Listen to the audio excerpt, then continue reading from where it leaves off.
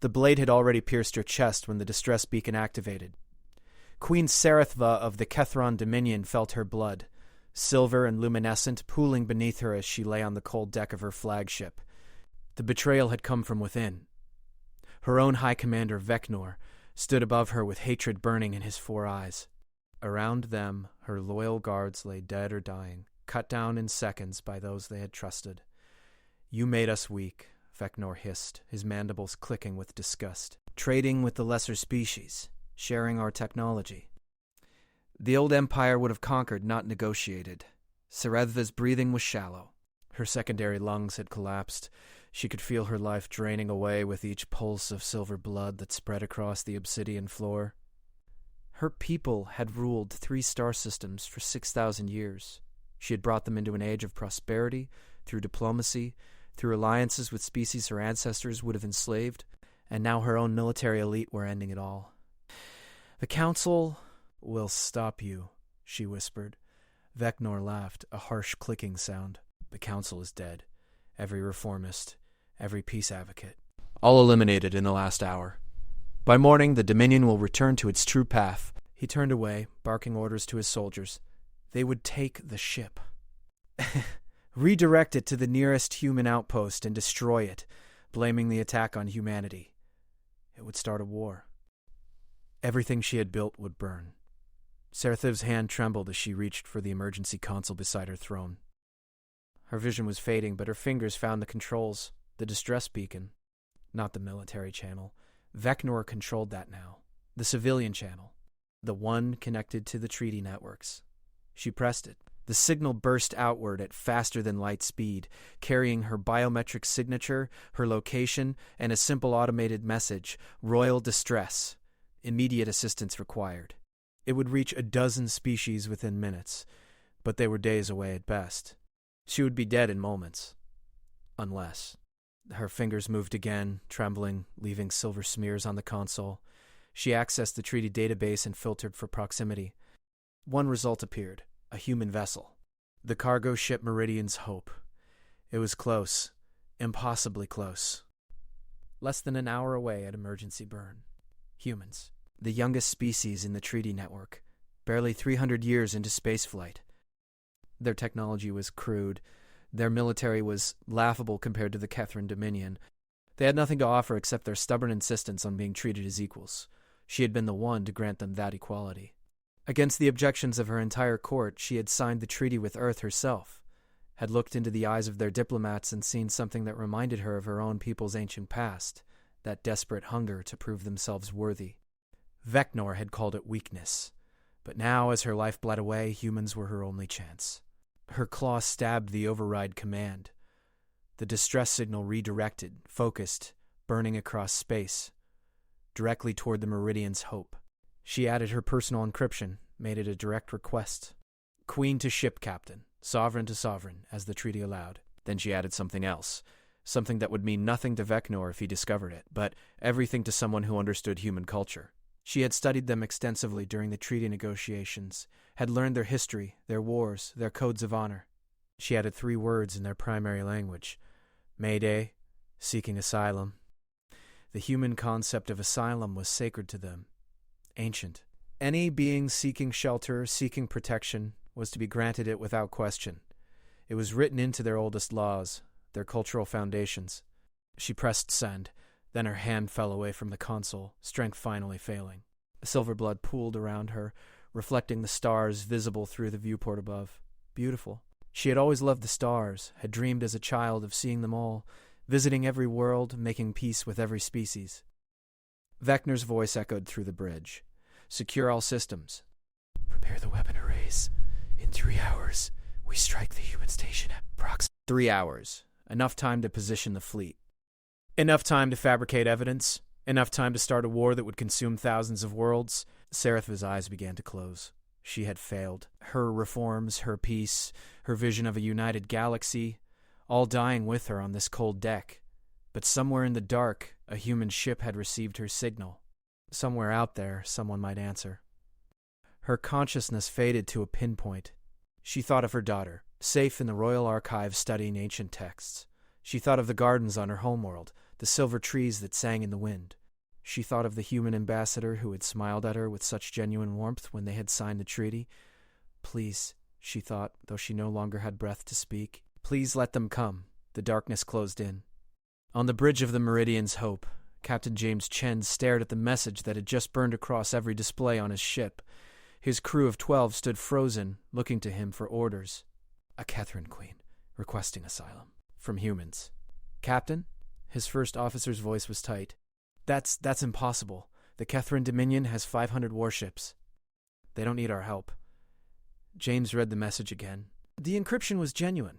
He could verify it against the treaty database. The biometrics matched Queen Sarathva herself. The location was less than an hour away. And the message used the word Mayday. No translator error. No diplomatic formality. The ancient human distress call, spoken in perfect English. She knew exactly what she was asking. Navigation, James said quietly. Plot emergency burn to those coordinates. Captain, we're a cargo ship. We have no weapons. No, I know what we are. James's voice was steel. Plot the course. Now. The navigator's hands moved. Course plotted. ETA 53 minutes at maximum burn. James looked at his crew. 12 civilians. A cargo ship carrying medical supplies and farming equipment to a colony. They had no business anywhere near a Kethron distress signal, but a queen had asked for asylum.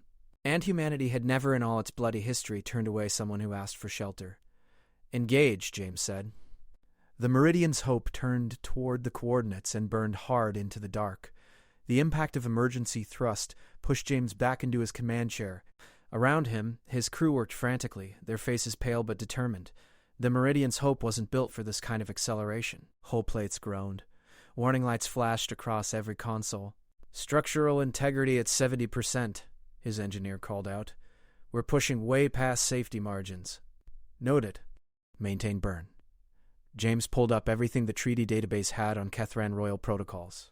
If this was legitimate, if the Queen truly needed asylum, there would be procedures. Rules of engagement. But the database offered nothing for this scenario. Queens didn't request asylum. Queens didn't need help from anyone, least of all humans. His communications officer turned, her dark eyes wide. Captain, I'm picking up multiple energy signatures at the coordinates. Big ones. That's not just a distress beacon. There's a full Catherine dreadnought there. Maybe more. Could be her escorts, or whoever she's running from. The officer's fingers danced across her console. I'm also detecting... Captain, there's weapons fire. Energy discharge is consistent with Catherine plasma rifles. It's a battle. James's gut clenched. Time to arrival? 41 minutes. Too long. Whatever was happening at those coordinates, it would be over long before they arrived. But the beacon was still active, still broadcasting. Someone was still alive. Communications. Prepare a response on the same encrypted channel. Let them know we're coming. Sir, if there's a battle in progress, announcing our approach might... They ask for help. They need to know someone answered. James kept his voice level, but his heart hammered against his ribs. His father had been a naval officer before the treaty, had told him stories about the old wars, before humanity learned to share the stars with others. One lesson had stayed with James: when someone calls for help, you answer. Everything else is details. The officer nodded and began encoding the message. What should I say? Tell them Mayday received Meridian's Hope inbound. ETA 40 minutes. Humanity answers. The message transmitted, a tight beam signal burning across space. James watched it go and wondered if anyone would be alive to receive it. His first officer leaned close. James, we need to talk about what happens when we arrive. If that's a military engagement, we have no weapons. No shields worth mentioning. One shot from a Kethran plasma battery would turn us into vapor. I know. Then what's the plan? James didn't have one. Not really. Just a stubborn conviction that abandoning a distress call wasn't an option. We'll know when we get there. Scan for life signs as soon as we're in range. Find the Queen. Extract her if possible. Extract her from a Kethron dreadnought? With what, our cargo airlocks? If that's what it takes? James met his first officer's eyes. She signed the treaty with Earth personally. She gave humanity equal standing with species that had been in space for millennia. She didn't have to do that. Her own people apparently hated her for it, and now she's asking for our help. His first officer was quiet for a moment, then nodded slowly. We're really doing this. We're really doing this. The Meridian's hope burned onward through the dark. Behind them, the safe route to the colony fell away. Ahead, energy signatures bloomed like deadly flowers on their sensors. James pulled up the image of Queen Sarathva from the treaty ceremony. She stood nearly 8 feet tall, her carapace a deep blue-black that seemed to absorb light. 4 arms, 4 eyes, mandibles that could probably crush steel. Utterly alien. Utterly terrifying to anyone who didn't know better. But in the image, she was bowing, formally acknowledging the human delegation as equals. Her 4 eyes held something that transcended species. Hope, maybe. Or determination. She had pushed this treaty through despite massive opposition. Had bet her political capital, maybe her life, on the idea that the younger species deserved a place at the table. Now that bet was being called. 30 minutes, the navigator called. James stood, gripping the command chair's arms. All crew, strap in. This is going to get rough. Through the viewport, stars streaked past.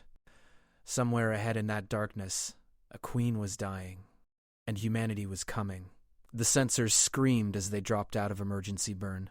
Holy God, the navigator whispered. The Kethran flagship Eternal Dominion filled their viewport, a massive dreadnought 5 kilometers long, its obsidian hull bristling with weapon emplacements. But it wasn't alone. 3 smaller warships surrounded it, their weapons ports glowing with charging energy, and the flagship was bleeding. Atmosphere vented from dozens of hull breaches. Debris fields scattered around it like frozen blood. One of its primary engines was dark. Life signs? James demanded. His science officer's hands shook on the controls. Scanning, I'm reading Kethran biosignatures throughout the ship. Hundreds. But there's massive interference. I can't pinpoint individuals. Weapons status on those other ships? All 3 are charging their main batteries. Target solutions locked on the flagship's bridge section. They were going to execute her. A formal firing squad, warship scale. The 3 vessels would fire simultaneously, obliterating the command deck and everyone on it. Time until they fire? Estimate 3 minutes. Maybe less. James's mind raced. 3 minutes. The Meridian's hope was tiny compared to those warships, barely larger than a shuttle from their perspective. Unarmed. Helpless. If he moved between them and the flagship, they would simply blow through his ship like it was paper, unless they couldn't. Communications. Open a channel to all 4 vessels. Full broadcast, all frequencies. Channel open, Captain. James took a breath, then another. His crew watched him, waiting. He thought about his father's stories, about the old codes, about the rules that govern civilized beings even in the depths of war. Attention Kethran vessels. This is Captain James Chen of the human cargo ship Meridian's Hope. We have received a distress signal from Queen Sarathva requesting asylum under the terms of the Galactic Treaty. As a signatory species, we are responding to that request. Be advised that we are entering the area under treaty protection clauses. Any hostile action against this vessel will be considered an act of war against Earth and all allied signatories. Silence. The 3 warships continued their charge cycles. Captain, they're not responding, his communications officer said. Keep broadcasting. And navigation. Plot a course directly between those warships and the flagship's bridge. Sir, I know what it is. Do it. The navigator's hands moved. Course plotted. Engage. The Meridian's Hope moved forward, its tiny bulk sliding between the massive warships and their target. James knew exactly what he was doing. If those ships fired now, they would have to shoot through a human vessel to reach the Queen. It would be an explicit act of war documented on a dozen sensor arrays transmitted across the treaty network in real time. It was a bluff built on protocol and the hope that whoever commanded those warships valued politics more than revenge. Weapons charging on all 3 vessels, his tactical officer reported. Energy signatures increasing. They're not stopping. James's hands were white on the armrests. Hold position. Keep broadcasting. Captain. They're going to fire. They're actually going to... The lead warship's weapons port flared bright. For a heartbeat, James was certain he was about to die. The Meridian's Hope would be vaporized, and the galaxy would watch humanity's foolish heroism evaporate in a blaze of plasma. Then the energy discharge faded. The weapons powered down. A voice crackled over their communications system, deep, harsh, speaking accented but clear English. Human vessel, you interfere in Kethran internal affairs. Withdraw immediately or be destroyed. James recognized the tone. Not a threat. A warning. There's a difference. Negative. We are responding to a legitimate asylum request from your queen. Treaty protocols are in effect. We will not withdraw. The queen is a traitor. She has been judged and sentenced. This is not your concern. She requested asylum. That makes it our concern. James kept his voice steady. Under Article 7 of the Galactic Treaty, any being requesting asylum from a signatory species must be granted safe passage pending judicial review. You know this. Your queen helped write those articles. Silence. Long enough that James wondered if they had simply decided to fire anyway. Then, you risk your ship, your crew, for a Kethryn who would have enslaved your species a generation ago. She didn't enslave us. She gave us equality, now she needs help. We're giving it. Another pause. Then a different voice came through, older, colder. I am High Commander Vecnor. You will listen carefully, human. What happens aboard the Eternal Dominion is Kethryn law. Your treaties mean nothing here. If you do not withdraw in 60 seconds, I will order your destruction. The Dominion will claim your ship fired first. Your government will receive our regrets and compensation. But you will be dead. James looked at his crew. Saw fear. Saw determination. Saw trust in his decision, even if it killed them all. He thought about Queen Sarasva bleeding out on her bridge, thought about her sending that message with her last strength, thought about the words she had chosen, Mayday. She had believed humanity would come, had trusted them enough to stake her life on it. He couldn't let her be wrong. High Commander Vecnor, James said quietly, you have 30 seconds to stand down your weapons, or I will transmit a full tactical report to every signatory species in the treaty network. I will document your coup, your murder of your queen, and your threat to fire on an unarmed civilian vessel responding to a legitimate asylum request. Within an hour, every species that signed the treaty will know what you've done. The Dominion will be isolated, sanctioned. And you will have started a war you cannot win. You bluff. You are one small ship. Check your sensors. We've been broadcasting on all treaty frequencies since we arrived. Everything you've said. Everything you've done. It's all being recorded and transmitted in real time. Fire on us, and you won't be a military hero. You'll be the one who turned the entire galaxy against the Kethryn Dominion. Silence. James counted his heartbeats. 10, 20, 30. The weapons ports on the 3 warships went dark. You have 5 minutes. Vecnor's voice was ice. Retrieve what you came for. Then you will leave Kethryn space and never return. If you speak of what happened here, we will deny everything, and one day, human, we will find you. The channel cut. James released a breath he hadn't known he was holding. His hands were shaking. Medical team, prepare for emergency treatment. Engineering, ready the cargo bay airlock. Navigation, bring us alongside the Eternal Dominion's bridge section. His first officer stared at him. James, we just faced down 3 warships with nothing but a treaty and a bluff. It wasn't a bluff. We were broadcasting on civilian frequencies to anyone listening, but the major powers won't hear about this for hours, maybe days. Vecnor didn't know that. James stood.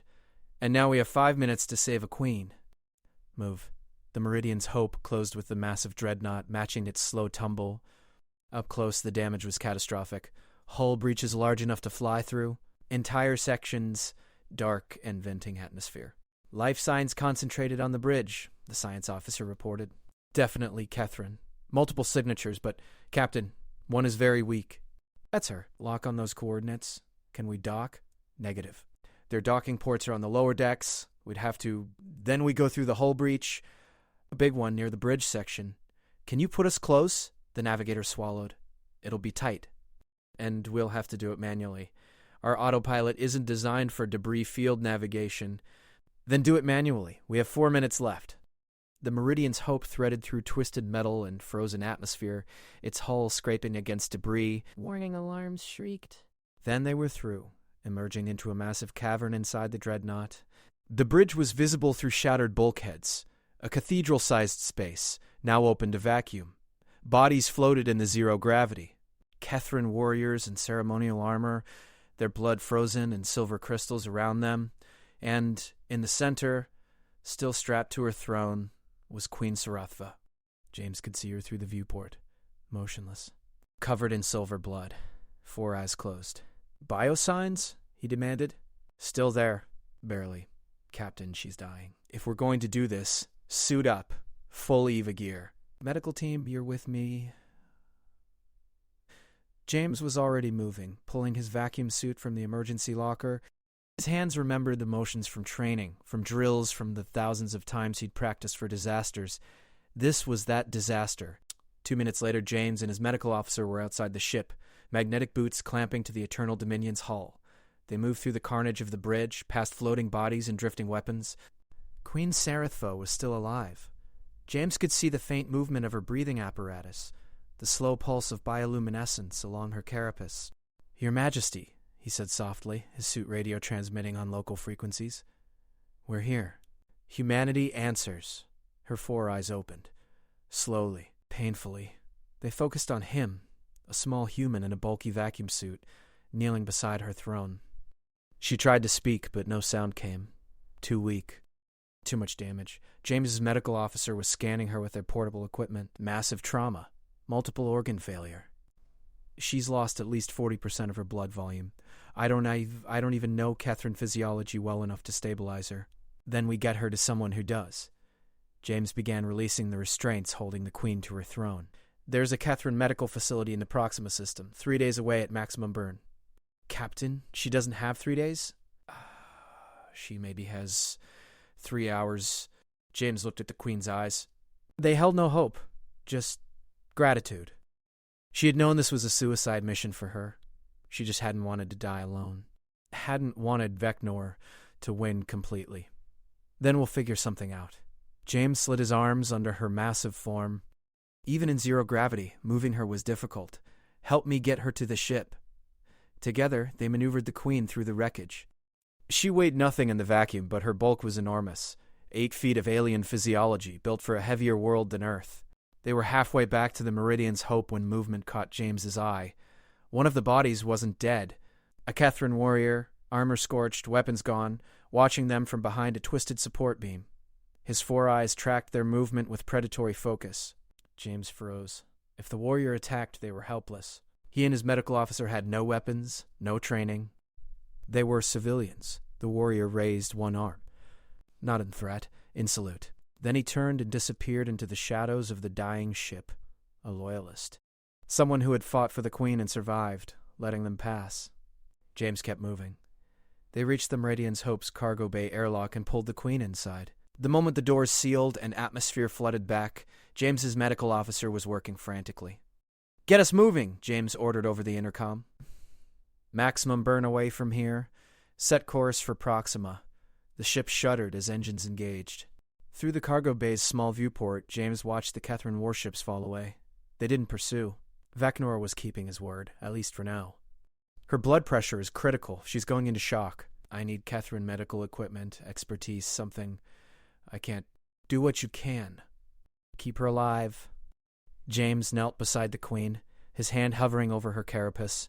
Did Catherine's find touch comforting? He didn't know. Didn't care.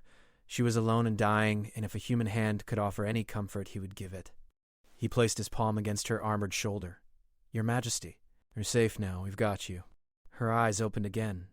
One hand, massive, clawed, lifted slowly, touched his hand, so gentle for something that could crush steel.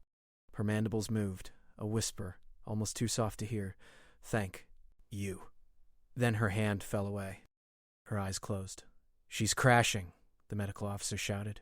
"Cardiac arrest. At least I think it's cardiac. I'm seeing multiple organ failures.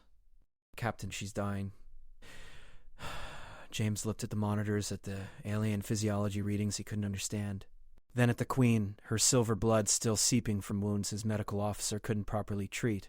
She had called for help. He had answered, but it wasn't enough. It was never going to be enough. "Keep working. I'll find help." He ran for the bridge, his mind racing through options. 3 days to Proxima. The Queen wouldn't last 3 hours. They needed Catherine medical support, but Vecnor controlled the military channels. The civilian networks would take too long, unless... James reached the bridge and grabbed his communications console. "Open a channel. Broadcast on all treaty frequencies, maximum power. Address it to any Kethron civilian vessel or station within range." His communications officer stared at him.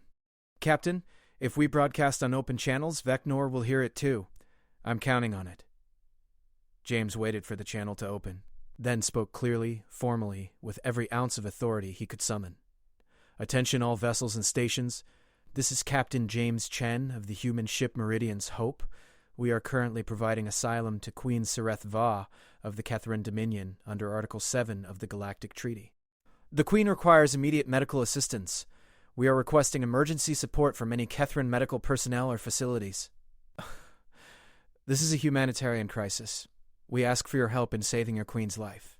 He paused, then added, High Commander Vecnor, you have your coup. You have your control. But if the Queen dies because you refuse to allow medical assistance, every species in the galaxy will know it. They'll know you could have saved her and chose not to. They'll know what kind of leader you really are. Silence on the bridge. The message transmitted outward at the speed of light, reaching across the system. For 2 minutes, nothing. Then his communications officer gasped. Captain, I'm receiving a response. Multiple responses. I count 12 Kethran civilian vessels within range. They're all offering medical assistance. Closest one, the medical transport Healing Wind, 20 minutes away at their maximum burn. Captain, they're saying they have a full surgical team aboard, specialized in trauma. They're scrambling right now. James felt something unclench in his chest. Tell them we accept. Send our coordinates and the Queen's medical data. Transmitting now. The officer paused. Captain, there's another message coming through. Encoded. High-level military encryption. Vecnor. It had to be. Play it. The High Commander's voice filled the bridge, cold as deep space. Clever human. Very clever. You force my hand with witnesses. Know this. The Queen will live or die by her own strength now. I will not interfere with the medical transport. But understand that this changes nothing. The Dominion has a new path, and you have made yourself an enemy. The channel cut. James didn't care about threats. Didn't care about politics. The medical transport was coming. The Queen had a chance. Navigation, match course and speed to allow the Healing Wind to dock. Medical team prepare to transfer the patient. The next 20 minutes passed in controlled chaos. The Healing Wind burned hard to intercept them, a sleek vessel designed for emergency response. When it docked, the Kethran medical team that came aboard moved with professional precision. They gathered round the Queen, their mandibles clicking in their language as they assessed her injuries. One of them, the lead surgeon, James Gast, turned to him. You stabilized her well, considering your limitations, the surgeon said in accented English. But she is critical. We must begin surgery immediately. It will take hours, perhaps days. Will she live? The surgeon's 4 eyes met his. Because of you, she has a chance. Without your intervention, she would already be dead. A pause. On behalf of those Kethrans who still believe in the Queen's vision, I thank you. They took her then, moving her to their surgical suite with equipment James couldn't begin to understand. The Healing Wind undocked and burned away toward a civilian medical station, its engines pushing far past normal safety limits. James stood in his cargo bay and watched them go. His ship was covered in silver blood. His crew was exhausted, and somewhere out there Vecnor was consolidating his power. But the Queen was alive. Captain. His first officer approached quietly. Now. James looked at the stars beyond the viewport. Now we wait. And we hope that when she wakes up, the galaxy is ready to listen to what she has to say. And if Vecnor comes for us? James thought about the warrior who had saluted them on the dying flagship. About the 12 civilian vessels that had answered his call. About the surgeon who had thanked him on behalf of Kethrons who still believed. He won't. Not yet. He has his coup, but he doesn't have unanimous support. And he knows that if he kills us now, he proves the Queen was right about everything. His first officer nodded slowly. So we wait. We wait. 3 days later, word reached them through civilian channels. Queen HFY had survived surgery. She was stable. Recovering. Under the protection of Kethran civilians who had taken her to a hidden medical facility beyond Vecnor's immediate reach. And she had sent a message, not to the Dominion. Not to Vecnor, but to Captain James Chen and the crew of the Meridian's Hope. 4 words in perfect English. Humanity proved me right. James read them and smiled. Outside, the stars burned on, indifferent to the dramas of the beings who traveled between them. But somewhere in that vastness, a queen lived who might not have. A coup that might have started a war had been disrupted, and 12 humans on a cargo ship had shown the galaxy what humanity meant when they gave their word. The communications officer interrupted his thoughts. "Captain, we're receiving another message." "It's from Earth, the colonial administration." "Put it through." A woman's face appeared on the screen, stern, official, clearly displeased. "Captain Chen, we've received multiple reports of your activities in Kethrin space. Do you have any idea what kind of diplomatic incident you've created?" "Yes, ma'am. I believe I do. The Kethrin military is furious. They're demanding sanctions, reparations. They say you interfered in their internal affairs." "They would say that, ma'am." The woman's expression didn't change, but something shifted in her eyes. "They're also saying you saved their queen's life, that you risked your ship and crew to honor an asylum request, that you reminded the galaxy what the treaties actually mean." James waited. "Captain Chen, the colonial administration has decided to commend your actions. You followed treaty protocols to the letter. You honored humanity's commitments, and you may have prevented a war." She paused. "But next time, maybe give us some advance warning before you face down 3 warships with a cargo hauler?" James couldn't help it. He laughed. "I'll do my best, ma'am." The channel closed. His crew was grinning, relief and exhaustion mixing in equal measure. "Sir," the navigator said, "should we resume course to the colony? We're only 3 days behind schedule." James looked at the cargo manifest. Medical supplies. Farming equipment. Essential goods for colonists who were building new lives on distant worlds. The same kind of civilians he commanded. The same kind of people who just wanted to live in peace. "Resume course," he said. "Let's get these people their supplies." The Meridian's hope turned toward its original destination and burned through the dark. Behind them, the Kethrin Dominion wrestled with its future. Ahead, a colony waited for farming equipment that would help them grow food under an alien sun. And in between, 12 humans carried the knowledge that when a queen had called for help, they had answered. That when the galaxy had tested humanity's commitment to its word, humanity had not flinched. Months later, James would receive word that Queen Sereth had returned to her throne, backed by popular support and civilian uprising. That Vecnor and his conspirators had been tried and exiled. That the reforms would continue, stronger than before. She would send him a gift, a piece of Kethron crystal, carved with both their species' symbols of peace, and a note that read, "To the captain who taught me that true strength is found in those who answer when called, with gratitude eternal." But on that day, as the Meridian's hope made its way through the stars, James simply stood on his bridge and looked out at the universe. Vast, dangerous, beautiful. And somewhere in it, because 12 humans had refused to turn away, a queen lived who might change it all. That was enough.